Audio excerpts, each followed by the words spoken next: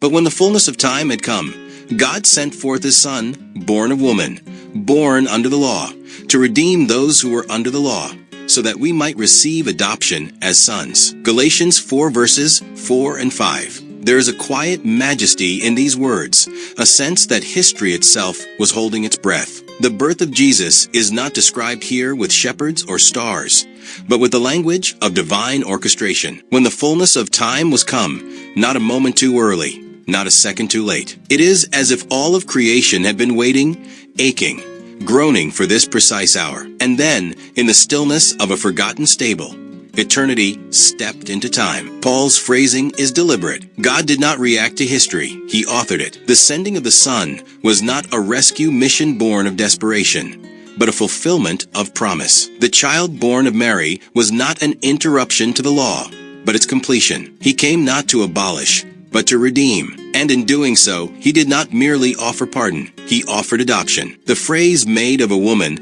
grounds the incarnation in flesh and blood. It affirms the full humanity of Christ, born through the same pain and process as every child. Yet this birth was unlike any other, for it carried within it the seed of redemption. Made under the law speaks to the weight he bore, not just the commandments, but the curse. He entered the system not to uphold its burdens, but to lift them from those crushed beneath them. The wisdom of this passage lies in its paradox. The eternal Son becomes subject to time. The lawgiver submits to the law. The divine becomes human, not to observe suffering, but to absorb it. And through this descent, he opens the way for ascent, not just to forgiveness, but to family, that we might receive the adoption of sons.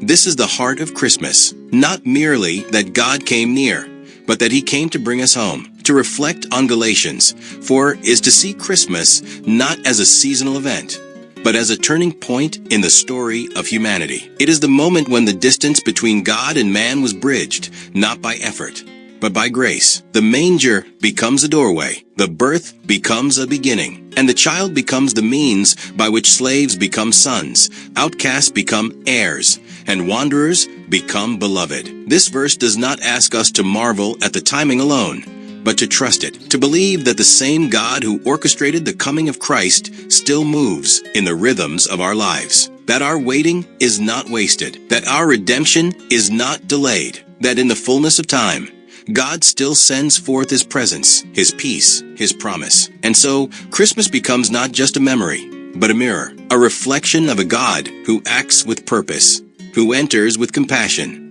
and who calls with love. In the birth of Jesus, time itself was touched by eternity, and we, in turn, were invited to become children of God.